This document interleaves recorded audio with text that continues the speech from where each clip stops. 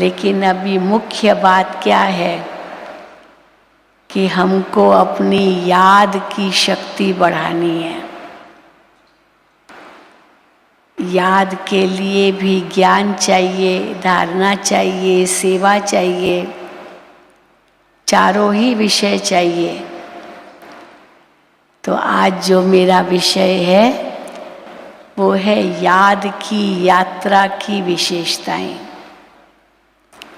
बाबा हमेशा हमें कहते हैं ये याद, बाबा की याद एक यात्रा के समान है।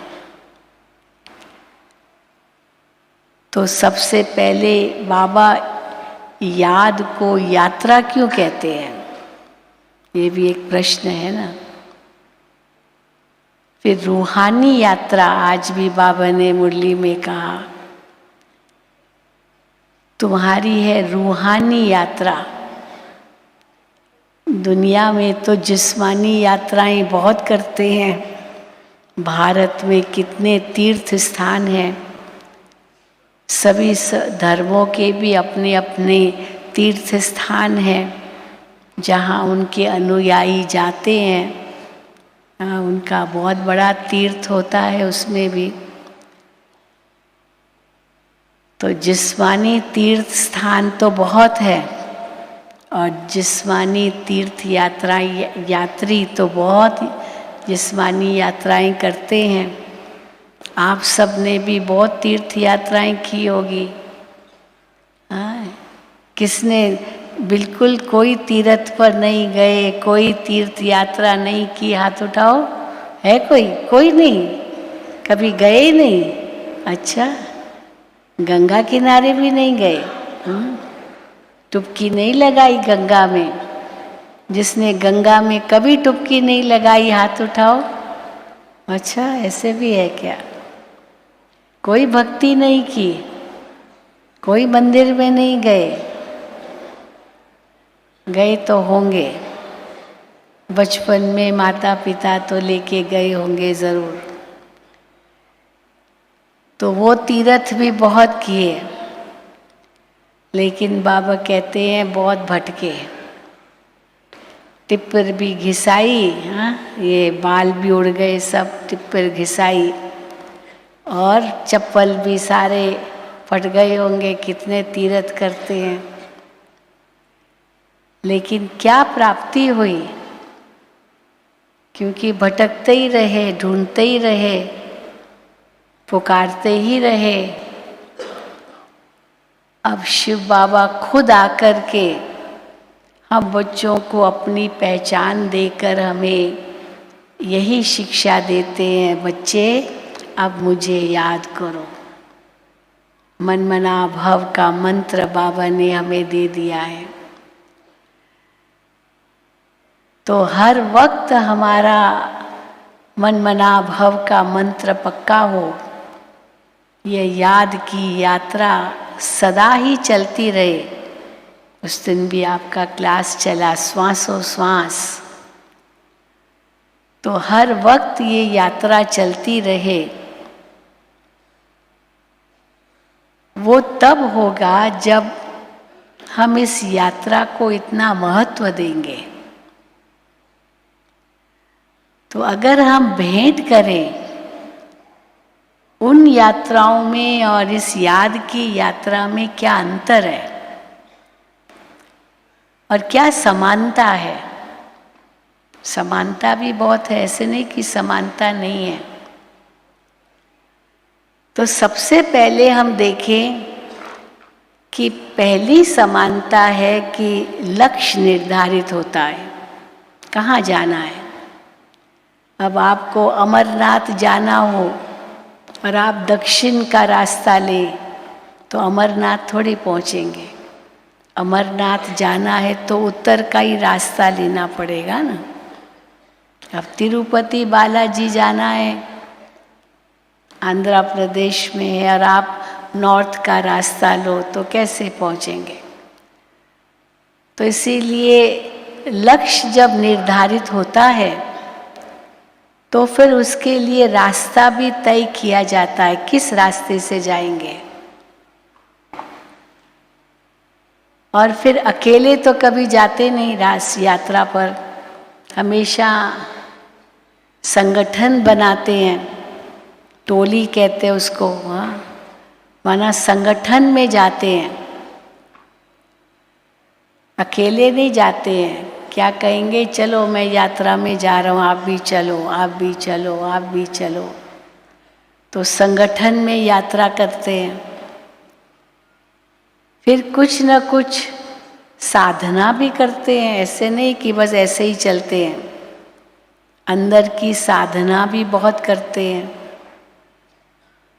फिर साथ में कुछ साधन भी ले जाते हैं, क्योंकि अचानक बारिश पड़ेगी, अचानक आंधी तूफान आएंगे, ठंडी होगी, न जाने क्या क्या तकलीफ़ें होगी, तो अपने साथ साधन भी ज़रूर ले जाते हैं, ताकि आधे रास्ते से वापस नहीं लौटना पड़े, उस मंजिल तक पहुंचना ही है।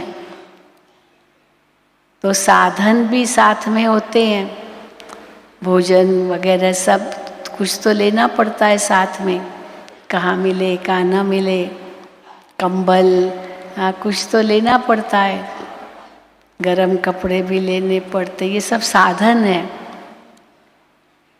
फिर साथ में एक पंडा भी चाहिए। आज भी बाबा ने कहा, मैं रूहानी पंडा हूँ, रूहानी गाइड हूँ, रूहानी खिवैया हूँ, तुमको पार ले जाता हूँ। तो पंडा होता है जो हमें दिखाता जाता है सब जगह और उनकी विशेषता बताता जाता है। बिना पंडे के तो यात्रा भी नहीं करते, पंडा ज़रूर चाहिए, गाइड जिसको कहते हैं। तो मुख्य रूप से अगर देखा जाता है, ये 5 चीज़ें बहुत ज़रूरी है। किसी भी यात्रा पर जाते हैं तो पहले लक्ष्य होता है, कहाँ जाना है, फिर दूसरा उसका मार्ग होता है, किस मार्ग से जाएंगे, तीसरा उसमें साधना करते हैं, अमरनाथ जाएंगे तो अमरनाथ की जय, अमरनाथ की जय, हाँ बद्रीनाथ की जय, केदारनाथ की जय, जय जय कह करके जाते हैं। तो अंदर की साधना भी करते हैं, ब्रह्मचर्य में रहते हैं, शुद्ध आहार खाते हैं, तो वो भी एक तपस्या है। और फिर साधन भी साथ में रखते हैं और 5वां गाइड साथ में होता है। ये 5 बातें बहुत ज़रूरी है यात्रा में। अब हम बच्चे भी याद की यात्रा में रहते हैं, तो सबसे पहले हमारा लक्ष्य क्या है, कहाँ जाना है, कहाँ जाना है? तो जवाब क्या मिलेगा, घर जाना है, फिर नई दुनिया में आना है। ये हमारा लक्ष्य है। घर जाना है, परमधाम जाना है और फिर सतयुगी दुनिया में आना है। लक्ष्य तो बहुत ऊंचा है और बाबा कहते हैं कि ऐसे ही कोई घर नहीं जा सकता है, ऐसे ही कोई स्वर्ग में नहीं जा सकता है, उसके लिए पुरुषार्थ चाहिए। तो लक्ष्य तो हमारा बहुत ऊंचा है, परंतु कौन सा मार्ग है? तो 2 प्रकार के मार्ग है, भक्ति मार्ग और ज्ञान मार्ग। तो हमारा कौन सा मार्ग है? कौन सा मार्ग है? ज्ञान मार्ग। तो भक्ति मार्ग में तो ढूंढते ही रह गए, भटकते ही रह गए। अब भगवान ने खुद अपनी पहचान हम बच्चों को दी है और बाबा हमें कहते हैं कि बच्चे मेरे पास आना है तो मुझे याद करो, बस। सबसे सरल उपाय शास्त्रों में कहते हैं, कलयुग में सिर्फ नाम सहारा, नाम आधार, बस। वो नाम लिया, पहुंच गए, हाँ ईश्वर प्राप्ति होगी। लेकिन हम मेहनत करके ईश्वर तक पहुंचेंगे या ईश्वर हमारे पास आएगा, ये पता नहीं था। सर्वव्यापी भी कह देते थे, तो ईश्वर तो यही है, फिर जाना कहाँ है? फिर कहते भी हैं कि जाना है, तो वो यहाँ आएगा या हम वहाँ जाएंगे, ये भी कुछ पता नहीं था। अब बाबा कहते हैं तुम तो भटक गए, रास्ता तो मिला नहीं, मेरे पास तो तुम पहुँचे नहीं, और ही नीचे गिरते आए, नीचे गिरते आए, तो मुझे ही आना पड़ता है तुम बच्चों को पावन बनाकर घर ले जाने के लिए। इसलिए बाबा ने पहले तो अपनी पहचान हमें दी, आत्मा की भी पहचान दी, क्योंकि कौन ये यात्रा करेगा? अभी तक तो हम शरीर ही समझते थे खुद को, तो शरीर समझ करके शरीर की यात्रा ही चलती थी। अभी बाबा कहते हैं बस रूहानी यात्रा, आत्मा को यात्रा करनी है मन बुद्धि से, बस ये है ज्ञान मार्ग की यात्रा। और बाबा कई बार कहते हैं ये एक आँख में मुक्ति रखो, दूसरी आँख में जीवन मुक्ति रखो, क्योंकि जहाँ जाना होता है उसी को देखना होता है, उसी को याद करना होता है। इसलिए बाबा हर मुरली में हमें कहते हैं बच्चे इस दुनिया को देखते हुए नहीं देखो, ये दुनिया भी गई की गई, ये भस्म होनी है, ये नष्ट होनी है, ये कलयुगी दुनिया बहुत समय नहीं चलेगी। इतना दुख, अशांति, पापाचार, भ्रष्टाचार, अत्याचार, दुराचार, अनाचार, सब जो बुरे आचरण इस संसार में हो रहे हैं, अभी ये सब खत्म होने हैं और एक सदाचारी दुनिया आनी है जिसको बाबा स्थापन कर रहे हैं। इसीलिए पहले घर जाना है, फिर उस दुनिया में आना है। यही संसार बदल कर वो दुनिया बन जाएगा। तो जब लक्ष्य हमारा पक्का है और जो इस दुनिया में देख रहे ये सब साइट सीन्स है, जैसे ट्रेन में जा रहे हैं, रास्ते में बहुत कुछ दिखाई देता है, पर उसको तो नज़रअंदाज करते रहते हैं।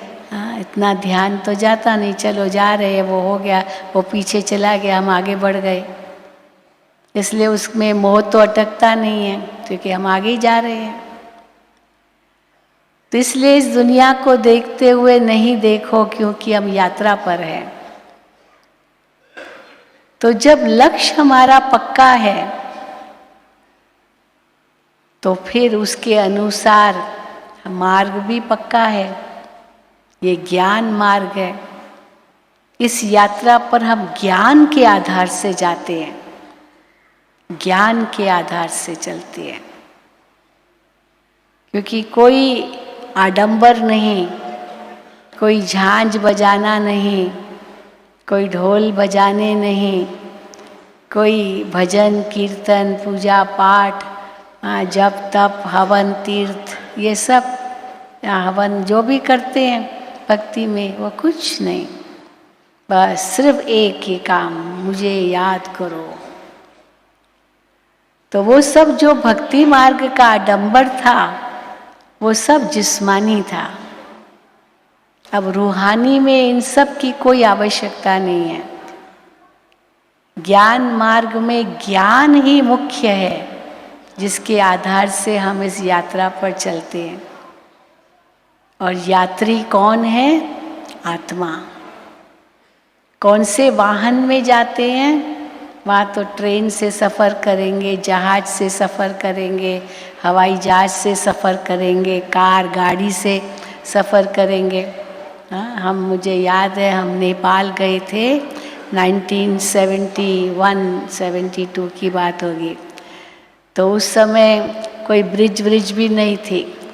तो हम आबू से तो निकले तो हमने सारे साधन लिए, ट्रेन में भी गए, फिर उसके बाद ट्रेन में यहाँ से पटना गए, दिल्ली गए, पटना गए, फिर वहाँ से पटना से फिर हमको गंगा पर जाना था, गंगा घाट, क्योंकि जहाज में गंगा पार करनी होती थी, जो पटना के से जाते हैं मुजफ्फरपुर और वहाँ से, तो फिर उसके लिए ट्रेन के बाद फिर गंगा तक पहुँचने के लिए बैलगाड़ी में भी बैठे, क्योंकि सामान बैलगाड़ी में था, वाहन और कुछ नहीं था, तो बैलगाड़ी में भी बैठे।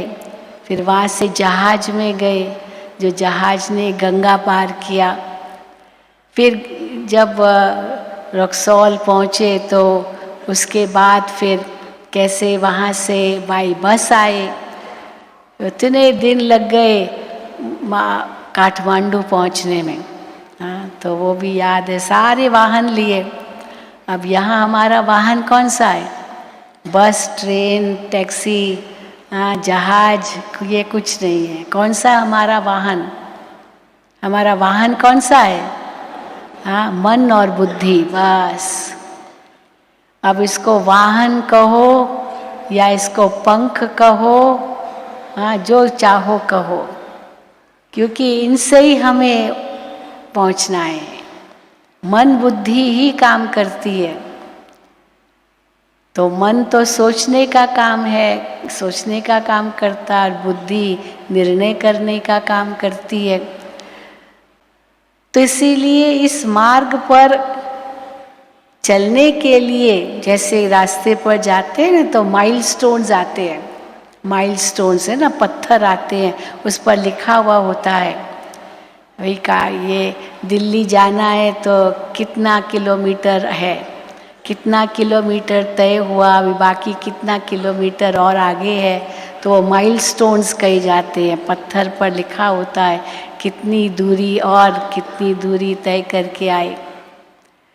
तो फिर बाबा हमें कई प्रकार के माइलस्टोन्स देते हैं, जिससे पता चलता है कि हम इस यात्रा पर कितना आगे बढ़े हैं।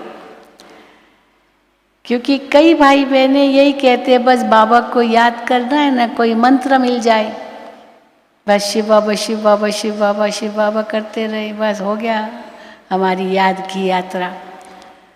अब बाबा कहते हैं ऐसे भी नहीं करना है, शिव बाबा शिव बाबा शिव बाबा भी केवल नहीं करना है, ये भी भक्ति हो जाएगी। वहाँ भी तो शिव शिव शिव शिव शिव शिव डरते रहते, जपते रहते, तो वहाँ यही ऐसे भी नहीं करना है। तो मन और बुद्धि कैसे हमारे वाहन है जिनसे हम जाते हैं, और उसके लिए माइलस्टोन्स क्या है? सबसे पहला कदम है, बाबा कहते हैं, विचार सागर मंथन। हर मुरली में बाबा हमें कहते हैं, बच्चे जो ज्ञान तुम सुनते हो इसका विचार सागर मंथन करो, बहुत ज़रूरी है। आज बाबा ने मुरली में क्या कहा? क्योंकि पहले आता है मनन।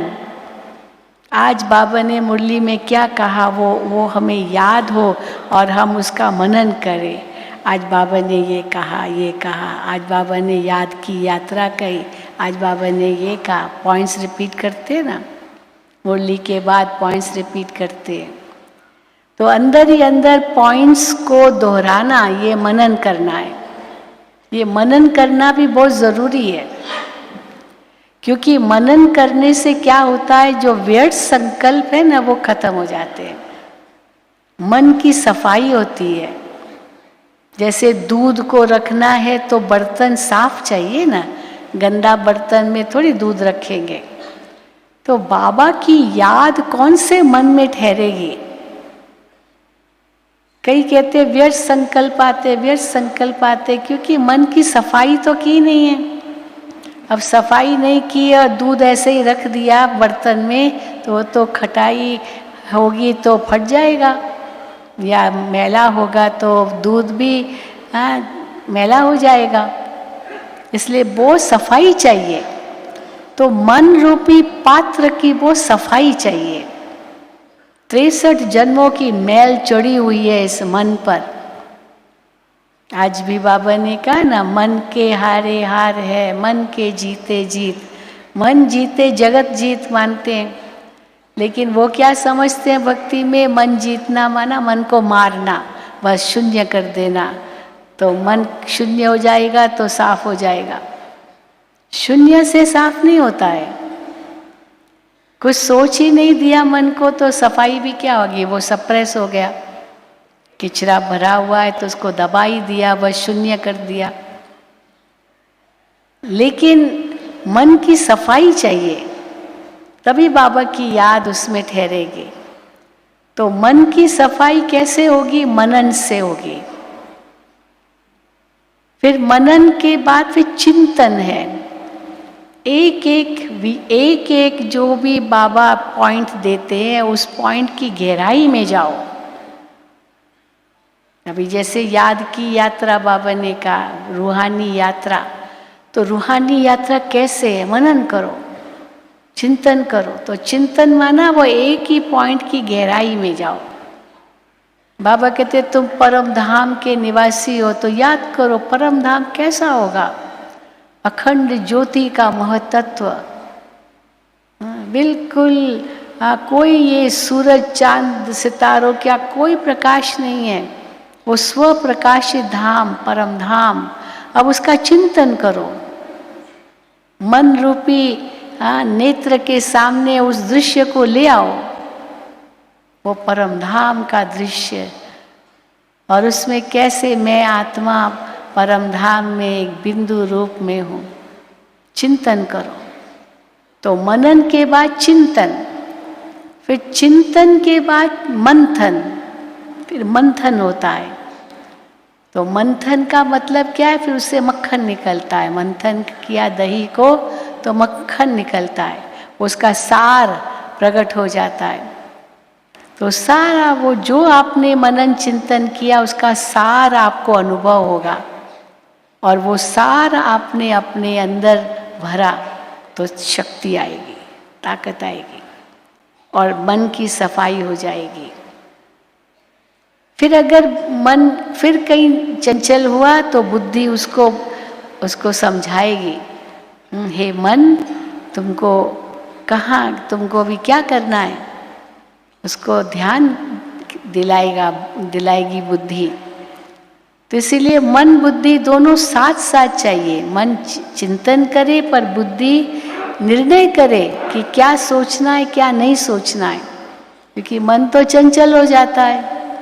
तो बुद्धि जैसे उसको रोकेगी, उसको समझाएगी, हे मन तुमको अब ये नहीं सोचना है, फिर मन शांत हो जाएगा, फिर मन अच्छा सोचने लगेगा। तो बुद्धि सदा साथ में रहे, निर्णय शक्ति सदा साथ रहे, क्या सोचना है क्या नहीं सोचना है। जो नहीं सोचना है उसको ब्रेक लगा दो, खत्म, बिंदु, फुल स्टॉप। बाबा कहते नहीं सोचना है। और जो सोचना है उसको बढ़ाओ। हाँ, जैसे गाड़ी होती है ना, तो गाड़ी में ब्रेक भी होती है तो एक्सेलरेटर भी होता है।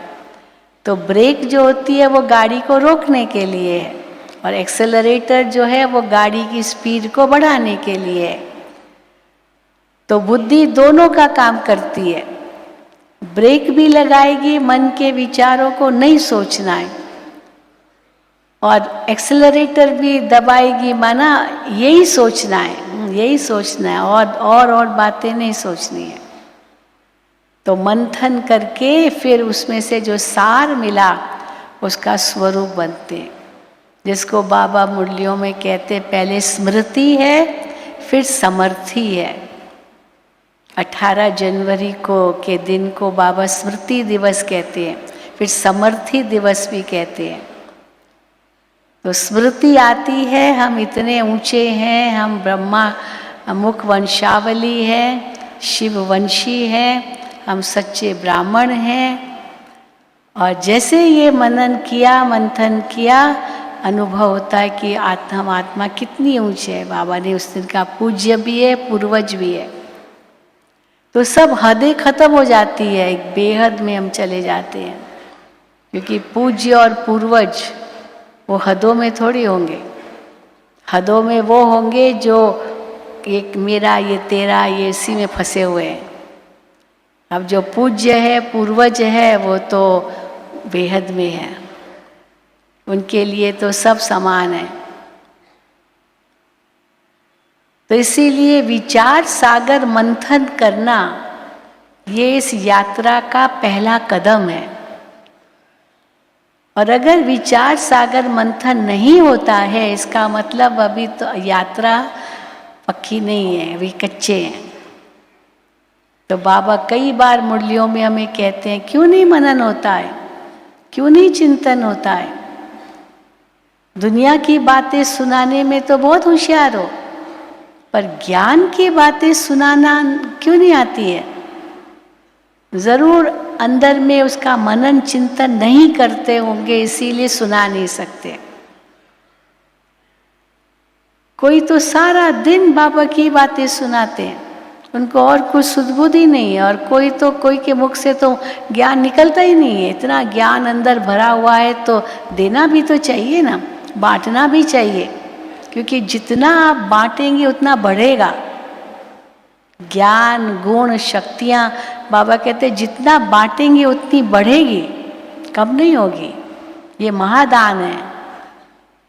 वो धन दान करते तो खुट जाएगा, कितना धन दान करेंगे, पर ये दान ऐसा है, ज्ञान, गुण, शक्तियाँ जितना बांटते जाओ उतना बढ़ता जाएगा आपका। तो इसीलिए पहले तो लक्ष्य पक्का हो। हमको जाना कहाँ है? घर जाना है, नई दुनिया में आना। एक आंख में मुक्ति, दूसरी आंख में जीवन मुक्ति, बस वही दिखाई देना चाहिए हमें।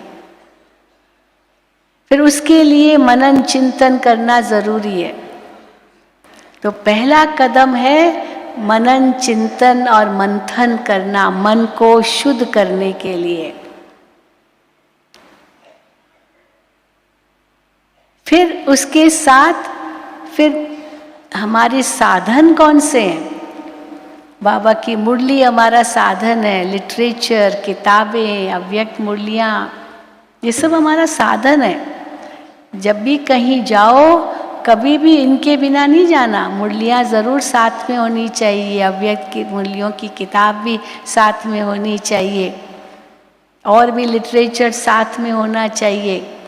दूसरों को कुछ देने के लिए भी साथ में रखना चाहिए, क्योंकि साथ साथ सेवा भी होती रहे। यात्रा पर है ना हम, तो ये भी यात्रा है। दूसरों की सेवा कर रहे हैं, उनको भी बाबा का परिचय देते हैं, ये भी यात्रा है। कल भी बाबा ने यही कहा, 8 घंटा तुमको मुझे देना है। कल की मुरली थी, 8 घंटा मुझे देना है।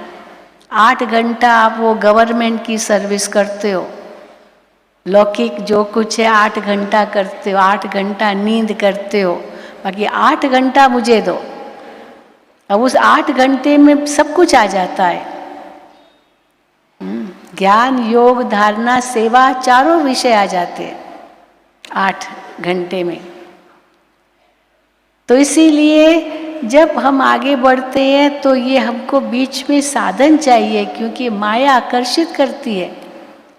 फिर संसार समाचार सुनने लगते हैं, पर चिंतन चालू हो जाता है। कल भी बाबा ने उस दिन भी कहा, पर चिंतन, पर निंदा, पर ग्लानि, पर मत, ये पर काट दो, बस एक पर याद रखो, परोपकार, बस बाकी सब पर काट दो। पर माना पंख, उसको भी पर कहते हैं। परिंदे कहते हैं, जो पक्षी होते हैं ना, उनको पंख होते हैं, तो वो पर है। तो सब और पर काट दो, बस परोपकार, सबका भला हो, सबका भला हो, सबको दुआएं मिले, हाँ, सबका उद्धार हो, सबकी उन्नति हो। जो बाबा ने उस दिन परसों भी कहा, कोई गाली भी दे उसका भी भला हो। वैसे कई बार ट्रकों के पीछे लिखा रहता है, क्या लिखा रहता है? बुरी नजर वाले तेरा मुंह काला, हाँ, ऐसे लिखा रहता है। अब वो बुरी नजर वाला है, लेकिन उसको भी दुआएं दो, हाँ तेरा मुंह काला नहीं, बुरी नजर वाले तेरा भी भला हो। वो आपको देखे पर आपको लाइट रूप में देखे तो उसकी बुरी नजर जाए ही नहीं। बुरी नजर अगर जाती है माना हम भी देह अभिमान में हैं, तो हम ऐसे देही अभिमानी हो जाएं, आत्मा अभिमानी स्थिति हो जाए हमारी, जो किसी की बुरी नजर हम पर पड़े ही नहीं, उसका भला हो जाए। ये है दुआ देना। लेकिन उसके लिए पहले अपने अंदर की धारणा जरूर चाहिए, और वो धारणा तब होगी जब अपना समय, श्वास, संकल्प शक्ति बाबा के ज्ञान के सिवा और कुछ भी सोचना नहीं है। कुछ भी सोचने की जरूरत ही नहीं है। भगवान ने हमें इतना ज्ञान दिया है, इतना भरपूर किया है, और कुछ लालसा है ही नहीं, कुछ भी नहीं है। हाँ ये भी मैं जानूँ, ये भी जानूँ, ये भी जानूँ, क्या जानकर करेंगे। मैं तो डबल विदेशियों को देखती हूँ जो सचमुच बहुत पुरुषार्थी है, उनके तो घर में टीवी भी नहीं है। सच पूछो तो कहते वो तो क्या रावण का समाचार है। टीवी में क्या आता है आजकल, न्यूज़ भी कैसी आती है। पहले ज़माने में कहते थे no news is good news, किसी का समाचार कुछ आया नहीं माना ठीक होगा, गुड न्यूज़। और आजकल कहते हैं good news is no news, अच्छी न्यूज़ न्यूज़ ही नहीं है, बुरी न्यूज़ ही होनी चाहिए, क्योंकि सब कुछ बुरी बातें ही सुनने को मिलती है। तो फिर हम सुने ही क्यों? जिस रास्ते जाना ही नहीं वो सुनना भी क्यों? जिस रास्ते जाना ही नहीं उसको देखना भी क्यों? उसको सोचना भी क्यों, जिस रास्ते जाना ही नहीं है। इसीलिए बाबा ने हमें कहा ये ज्ञान मार्ग है, तो मनन भी करो, चिंतन करो, मंथन करो, और अगर बीच में कुछ और बातें आ रही है तो फिर बाबा की मुरली उठाओ, बाबा की मुरली पढ़ो, कोई लिटरेचर पढ़ो, मैगजीन पढ़ो, अव्यक्त मुरली पढ़ो। उसमें से कितनी बातें आपको मिलेगी विचार सागर मंथन करने के लिए। ये हमारे साधन है, इस यात्रा में हमको मदद करते हैं। ऐसे ही नहीं जाओ कहीं भी, क्योंकि ब्राह्मणों के लिए क्या कहते हैं, कच्छ में कुरम। बाबा मुरली में कहते हैं कच्छ में कुरम, ब्राह्मण वो जो धर्म की रक्षा करे। तो उसके बगल में ऐसे किताब जरूर होनी चाहिए, कोई शास्त्र, कोई वेद, कोई ग्रंथ जरूर कुछ होना चाहिए, तब वो ब्राह्मण कहलाता है। तो हम ब्राह्मणों की निशानी क्या है? बाबा की मुरलियाँ, बाबा की मैगजीन या जो भी अव्यक्त मुरलियाँ, ये हमारे साधन है। तो वो कभी भी मिस नहीं करना, हमेशा अपने साथ रहे। कुछ भी हो जाए बस उस समय पढ़ना शुरू करो। अमृत वेले भी अगर योग नहीं लगता है तो क्या करो, एक मुरली उठा के पढ़ लो। मन नहीं लगता, कोई बात आती है, बस एक मुरली उठाओ और पढ़ो। आधा 15 मिनट मुरली पढ़ो और फिर योग में बैठो, देखो आपको कितना अच्छा आपका योग लगेगा। इसलिए ये साधन अपने साथ सदा रखो, क्योंकि ब्राह्मण का कर्तव्य ही है पढ़ना और पढ़ाना। ब्राह्मण उसी को कहते हैं। आज भी बाबा ने कहा ना, तुम कहते हो ब्राह्मण धर्म के, तो वो आपको हिंदू में डाल देते हैं, क्योंकि ब्राह्मण कोई धर्म के रूप में नहीं है, ब्राह्मण हिंदू में ही आएगा। लेकिन हम देवी देवता धर्म के हैं वो भी नहीं जानते, वो हिंदू में लिख देंगे। सनातन कहते हैं, अभी तो भारत में बहुत कुछ इसका वर्णन है, सनातन धर्म है, सनातन धर्म। पर सनातन धर्म के साथ फिर हिंदू जोड़ देते, आदि सनातन देवी देवता धर्म नहीं जोड़ते, क्योंकि कैसे कहेंगे हम देवता हैं। तो इसीलिए बाबा कहते हैं बस, तो ये मुरलियाँ जो बाबा में देते, ये सारे शास्त्रों वेदों का सार है, सारा सबका सार है। और ये सार अगर हम समझ गए ना, तो मानो सारा दुनिया का ज्ञान हमें हो गया बस। हाँ, बाबा कई बार मुरलियों में कहते हो जिस समय ये मुरलियाँ चली थी उस समय सब वो अंतरिक्ष में जा रहा था, अमेरिका, रशिया अंतरिक्ष में जा रहे थे, मून चंद्रमा पर जा रहे थे।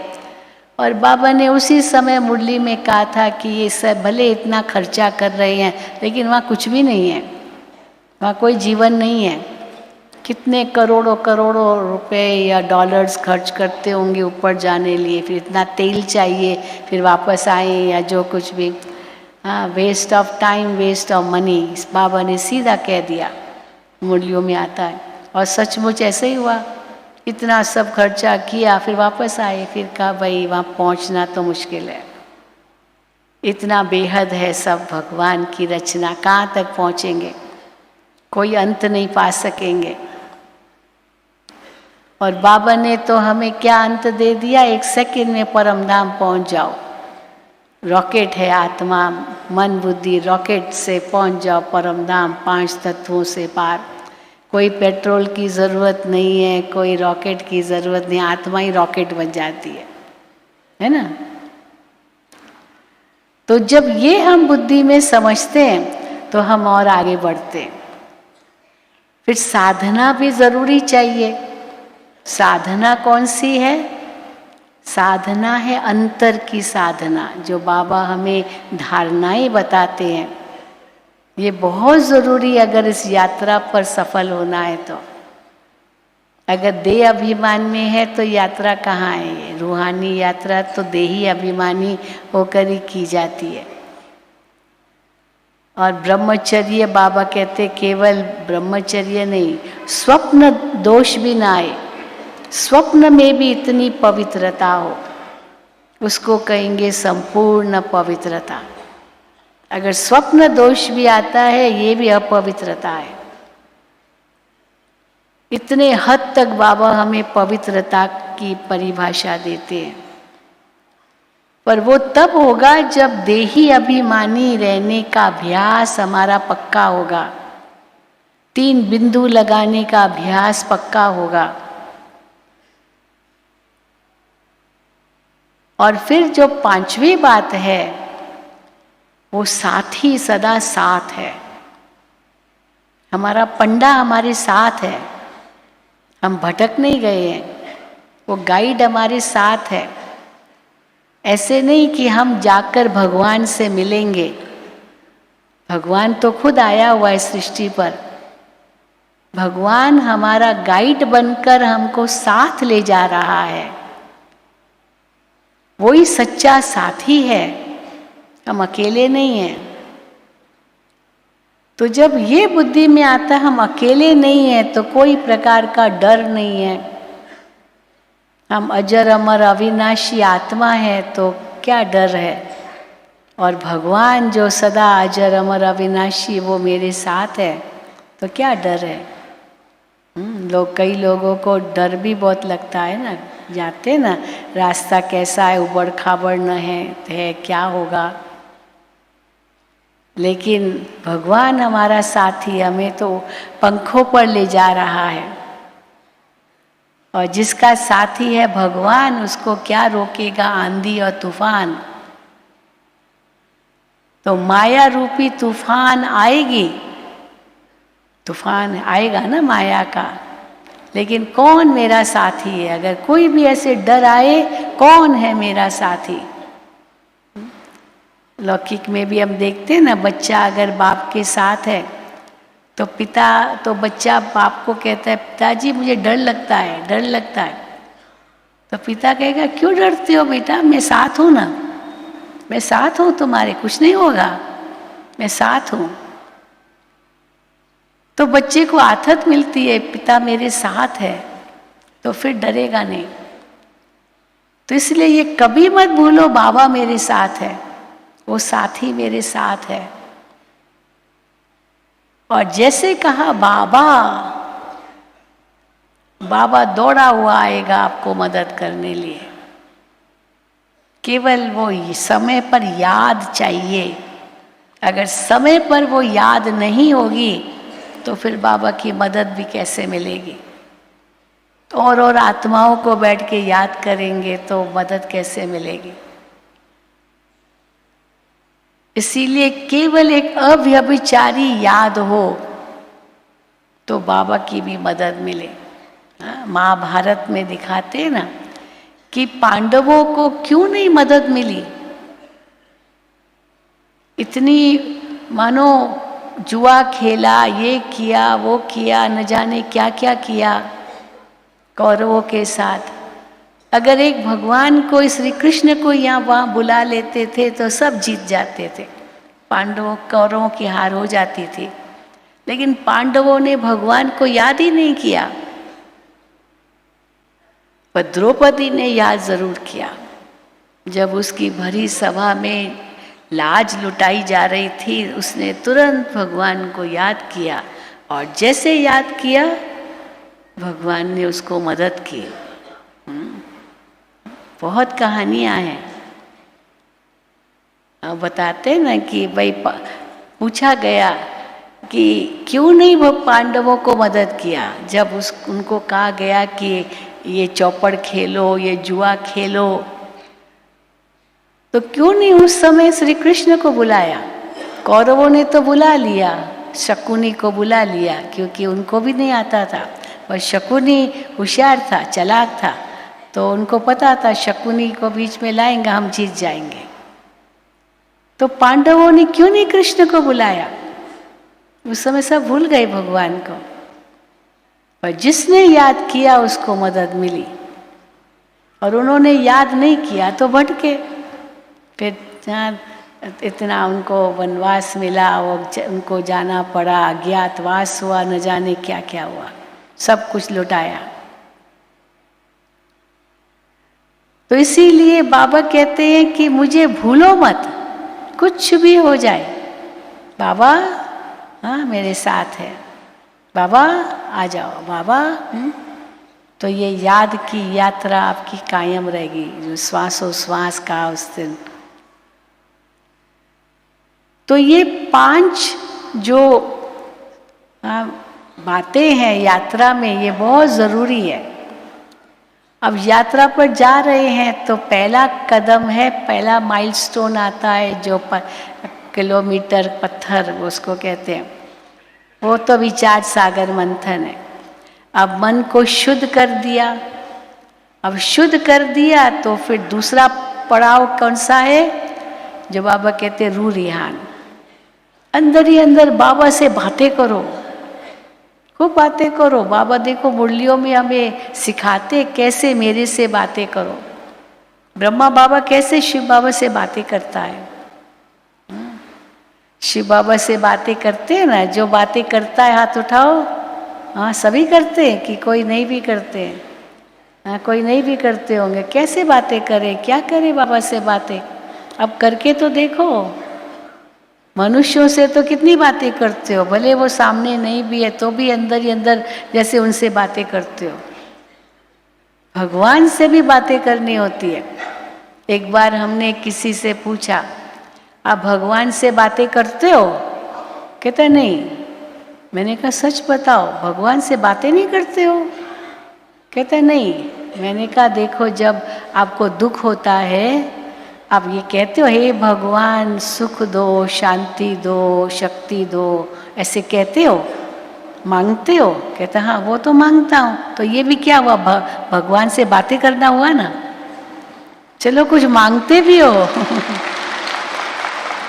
हाँ भक्ति में तो क्या नहीं मांगते हैं भगवान से। स्थूल चीजें भी कितनी मांगते हैं। बाबा ने उस दिन भी कहा, हम मनोकामना पूर्ण करने वाली है कामधेनु अम्बा, जगत अम्बा के पास जाते हैं, अपनी इच्छाएं उनके आगे रखते हैं और वो पूर्ण करती है। तो भगवान तो जरूर पूर्ण करेगा ना, भावना का भाड़ा तो देगा।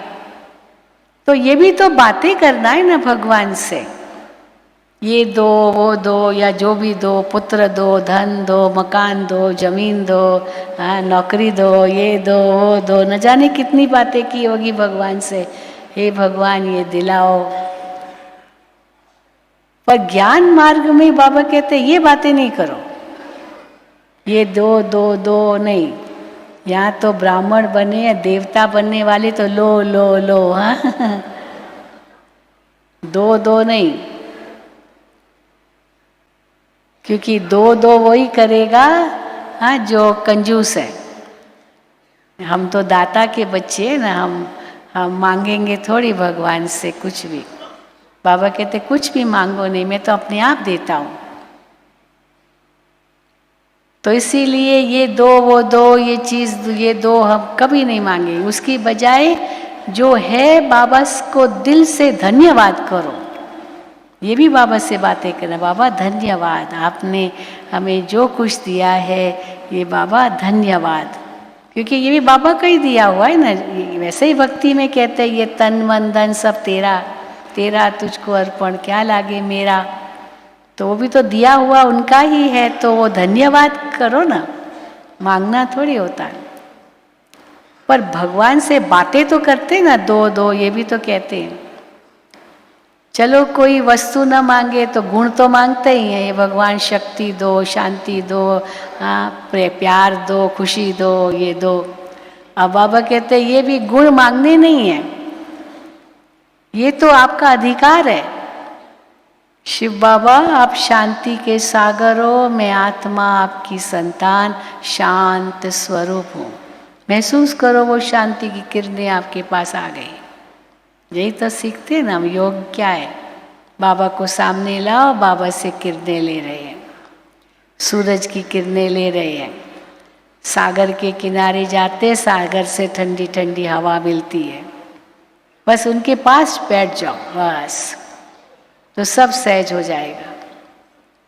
तो रू रिहान माना मांगना नहीं, रू रिहान माना अधिकार से गुण अनुभव करना। फिर कई बार चलो कई लोग क्या करते हैं, कोई भूले करते हैं, रोज मंदिर में जाएंगे, भगवान आज मैंने बहुत भूले की, मुझे माफ़ कर दो, मुझे माफ़ कर दो, ऐसे भी कहते हैं, माफ़ी भी मांगते हैं। भगवान बाबा कहते हैं सारा दिन भूले करो और माफ़ी मांगो। तो मैं इसलिए थोड़ी हूँ बस तुमको हर समय माफ़ी कर दूँ। जो तुमने कर्म किए तुमको तो फल मिलेगा, आज नहीं तो कल, कल नहीं तो परसों, अगले जन्म में 7 जन्मों के बाद भी कोई कैसा जैसा कर्म किया फल तो मिलेगा। लेकिन हाँ, मेरी याद से वो सूली से कांटा हो जाएगा, पर होगा ज़रूर।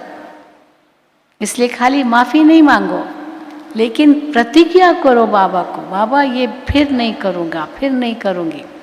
तो शक्ति मिलेगी प्रतिज्ञा करने से, जो आगे नहीं करेंगे। हाँ, ये भी बाबा, ये भले ज़रूर बाबा से बातें करो। तो रू रिहान करो, बाबा ने क्या नहीं दिया है, जो दिया है वो याद करो। बाबा हमको क्या दे रहे हैं वो याद करो, ये भी रू रिहान करना है। और जैसे बाबा से रू रिहान करते जाते आत्मा हाँ तृप्त होने लगती है, क्योंकि भरपूरता की अनुभूति होती है। और जहाँ भरपूरता की अनुभूति है, तृप्ति की अनुभूति है, तो चिंतन समाप्त, हाँ, चिंतन समाप्त हो जाता है, मन एकदम शांत हो जाता है। और जो मन एकदम शांत हो गया, मानो वो अनुभूति आरंभ हुई। अब तक तो सोचना ही था, इसको बाबा कहते अव्यक्त अवस्था। व्यक्त के सब बातों से परे, व्यक्त की सारी बातों से हम परे हो जाएंगे, क्योंकि मन एकदम शांत हो जाता है, भरपूरता। इसको बाबा कई बार मुरलियों में कहते, जैसे कोई मटका होता है ना, अब आधा भरा हुआ होगा तो छलकेगा, आवाज होगा, अर्ध गगरिया छलकत जाए, ऐसे कहते हैं। तो आधी जो गागर होगी वो पानी आधा होगा तो हिलेगा और आवाज भी करेगा, गिरेगा भी। लेकिन अगर पूरा भरा हुआ होता है तो शांत होता है। तो अंदर में इतना भरपूर बन जाते हैं बाबा से रू रिहान करते करते, जो ऑटोमेटिकली मन एकदम शांत हो जाता है। वो शांति की अनुभूति, वो शून्यता नहीं है। कोई समझे वो शून्य हो जाए, शून्यता नहीं है। शांति की शक्ति एक भरपूरता है। कोई शून्यता में भी शांति समझते हैं, पर वो तो शून्यता है ना, वो शांति की शक्ति नहीं है। शांति तो एक शक्ति है। प्रेम एक शक्ति है, खुशी एक शक्ति है, ये सब शक्तियां हैं आत्मा की, जिससे आत्मा अपने आप को ऐसा तृप्त भरपूर अनुभव करती है जो कुछ और कहीं बुद्धि जाती ही नहीं है। जैसे पेट भरा हुआ होता है, फिर उसके आगे 56 प्रकार का भोग रख दो, हाँ एक लड्डू रख दो, बहुत बहुत टेस्टी लड्डू है, कहेंगे नहीं बाबा पेट भर गया है, इतना भर गया है वो लड्डू क्या खाएंगे, लड्डू भी नहीं चाहिए। तो इसीलिए बाबा कहते हैं वो अव्यक्त अवस्था क्या है, भरपूरता की अवस्था, बस भरपूर हो गए। और उस भरपूरता की अवस्था में, जिस अव्यक्त अवस्था में व्यक्त के सारे भाव समाप्त, आत्मा फरिश्ता बन के जैसे उड़ती, अव्यक्त शरीर दे बिल्कुल हल्की, एकदम हल्की। और फिर वो स्थिति आती है जब आत्मा हाँ बिंदु रूप तक भी पहुंचती है, एकदम बिंदु बन गई। और उस बिंदु में सिंधु की शक्ति है, इतनी भरपूर हो जाती है आत्मा, वो बाप समान स्थिति है। और वो बाप समान स्थिति अगर 1 मिनट भी रहे, आधा मिनट भी रहे, उसी में अनेक जन्मों के विकर्म भस्म होते हैं, जिसको ज्वालामुखी योग बाबा कहते हैं, वो बिंदु स्थिति। अब वो अनुभव करना ये है जैसे हाँ परम धाम को आपने छू लिया, आत्मा बिंदु रूप में परम धाम में है। तो आत्मा के जो अनादि गुण है, वो अनादि गुण अनुभव होते होते होते आत्मा बिंदु बन गई। वो कहाँ से लिए? बाबा से लिए, बैटरी चार्ज कर ली। फिर बाबा कई बार कहते हैं हाँ हम देवता बनने वाले हैं। तो देवताएं कैसे होते हैं? साकार में आओ तो देवता स्थिति होनी चाहिए। देवताओं के सोच कैसे हो, देवताओं के बोल कैसे हो, देवताओं के कर्म कैसे हो। हम तो देवता बनने वाले, देवता बनने वाले। देवता बनने वाले कभी क्रोध करते हैं क्या? देवता बनने वाले कोई ईर्ष्या करते हैं क्या? देवता बनने वाले किसी से लड़ते हैं क्या? हम तो देवता बनने वाले। तो जब हम देवता बनने वाले ये बुद्धि में सोचा ना, तो जीवन मुक्ति स्थिति है। ये जीवन मुक्ति की याद है, हम देवता बनने वाले।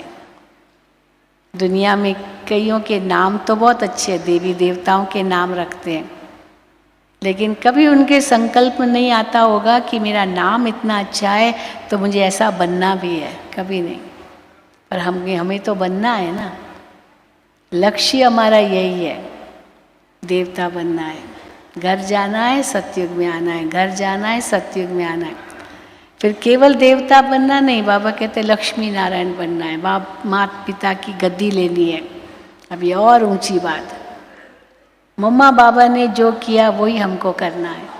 मम्मा बाबा ने कितनी तपस्या की, मम्मा बाबा ने कितना अपने आप को कैसे धारणाएं की, मम्मा बाबा ने क्या किया, हमको वही करना है। इसलिए बाप समान बनना है, फरिश्ता बनना है, घर जाना है, नई दुनिया में आना है। बस यही अंदर में रट लगी रहे, और सब कुछ करना भी है, छोड़ना भी कुछ नहीं है। यही तो वंडर है बाबा के बच्चों का। ये कहीं भी किसी भी शास्त्र में नहीं लिखा है। बाबा कहते हैं ना, शास्त्र में नहीं है, ये ज्ञान अभी मिलता है इस प्रकार का।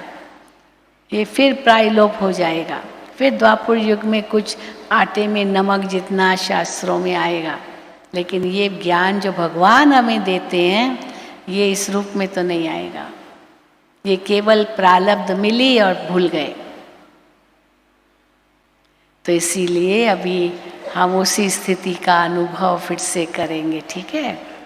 चलना यात्रा पर, इस यात्रा पर चल करके हाँ, वो बाप समान स्थिति, वो अव्यक्त स्थिति, वो बीज रूप स्थिति, वो घर में पहुंच जाओ। अति शुद्ध आत्मा, बाप समान, ऐसी अनुभूति करो। तो चलो अभी हम सब हाँ ऐसी स्थिति में रहेंगे, एक यात्रा पर चलेंगे, ठीक है? चलो। ये याद की यात्रा हमें मुक्ति, जीवन मुक्ति दिलाएगी। और ये हमारा जन्मसिद्ध अधिकार है।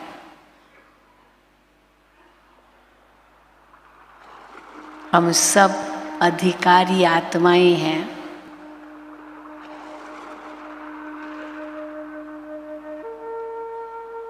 अब घर जाना है।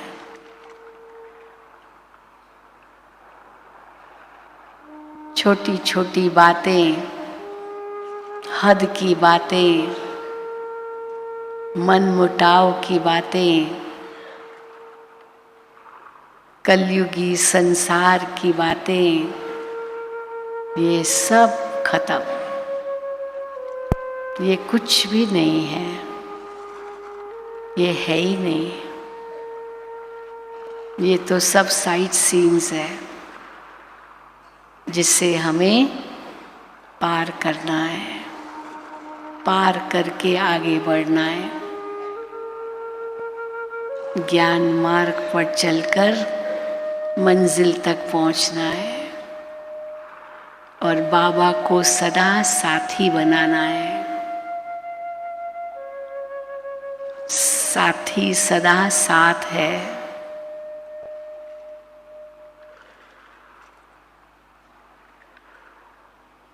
मैं आत्मा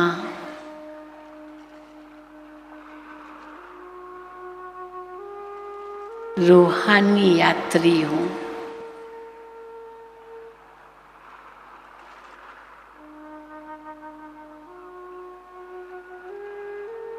रूहानी यात्रा पर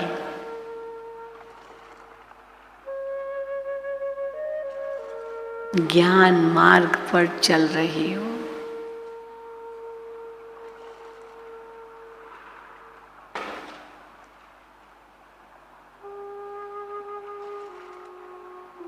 मुझ आत्मा में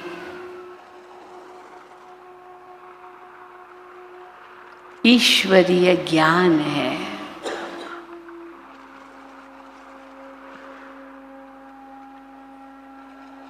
मैं कौन हूँ?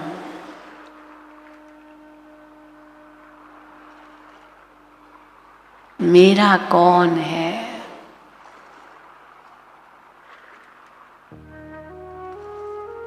और मुझे क्या करना है? ये पूर्ण ज्ञान है मुझे।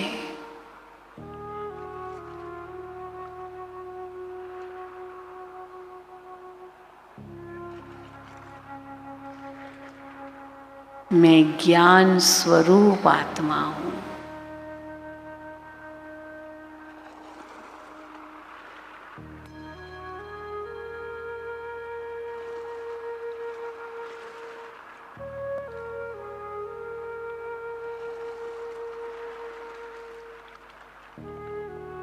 केवल एक से ही मेरी लगन है।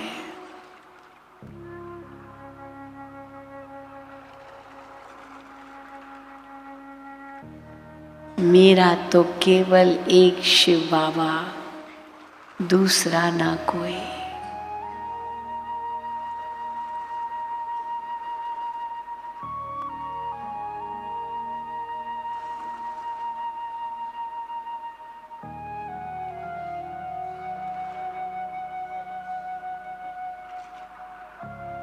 सर्व संबंध केवल एक बाबा से है।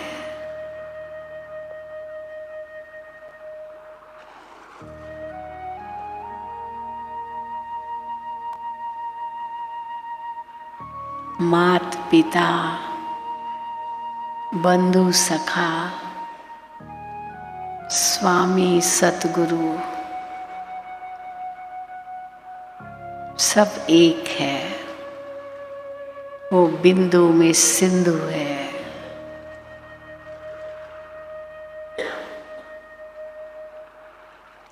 बेहद सागर है एक बिंदु में।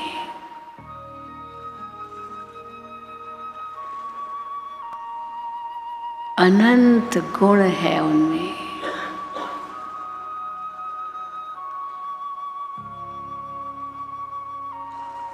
प्यारे शिव बाबा,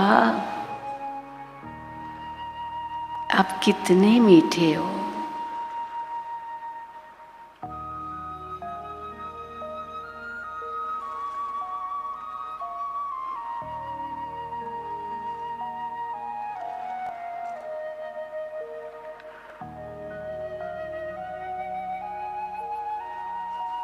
मेरी प्रीत केवल आपके साथ ही है।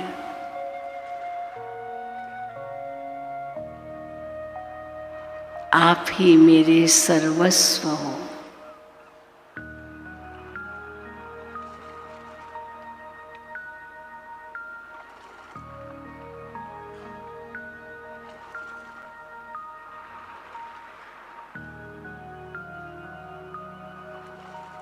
आपसे सर्व संबंध जोड़कर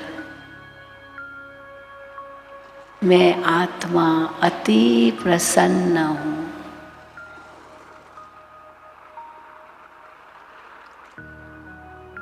धन्य हूँ।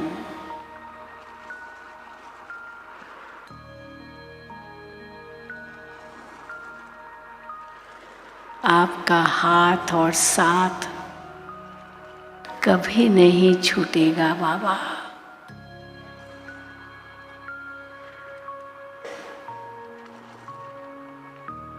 आप ही मेरे सच्चे साथी हैं, सदा के साथी हैं।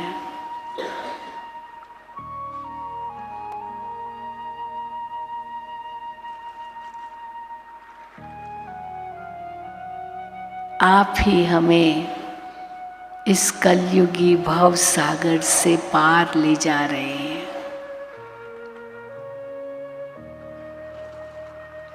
सच्चे सच्चे खिवैया हैं।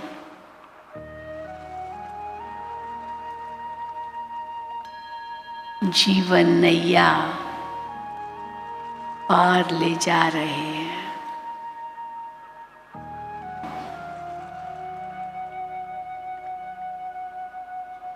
अब इस कलयुगी दुनिया से लंगर उठ चुका है।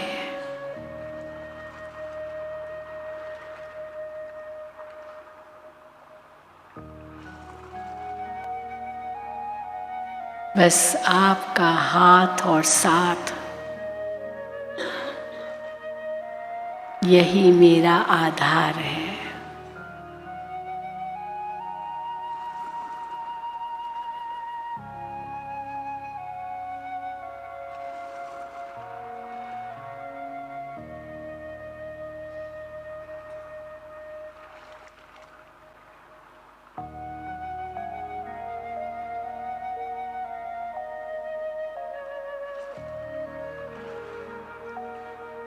इस कलयुगी दुनिया के सारे व्यक्त भाव खत्म हो गए।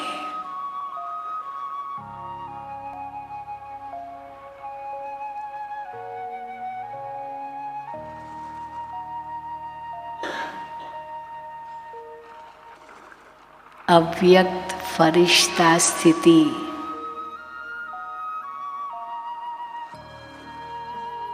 अनुभव हो रही है।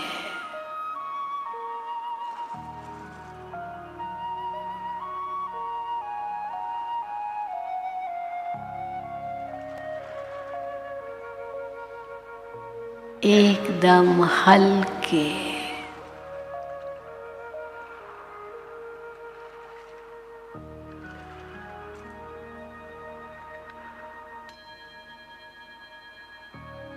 सर्व बंधन समाप्त।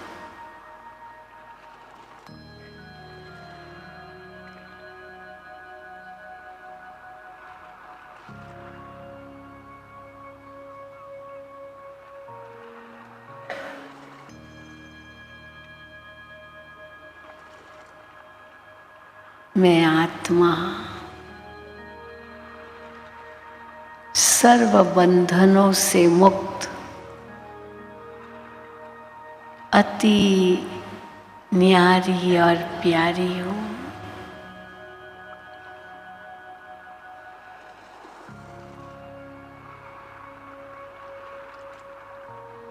कितना हल्कापन।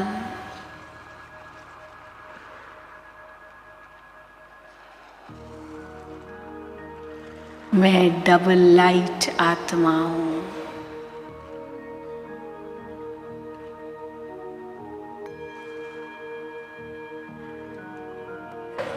एकदम लाइट,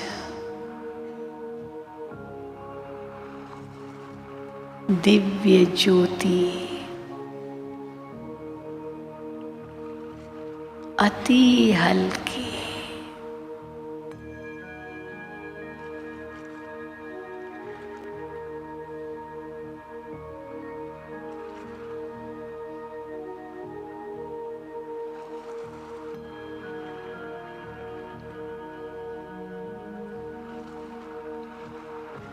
ये कैसी निरसंकल्प अवस्था है।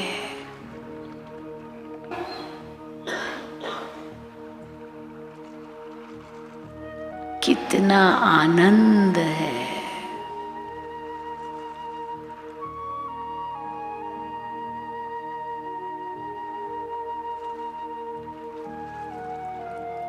कितनी शक्ति का अनुभव हो रहा है।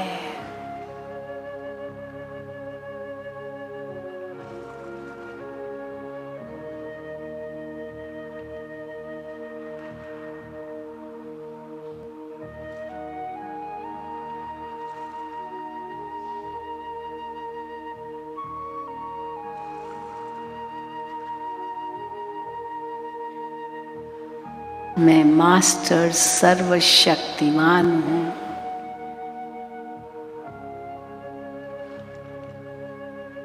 भरपूर हूँ।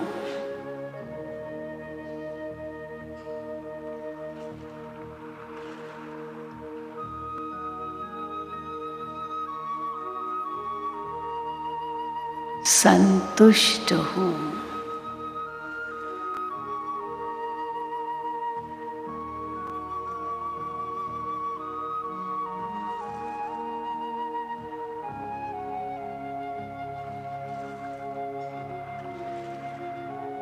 मीठे बाबा, आपने हमें सब कुछ दे दिया।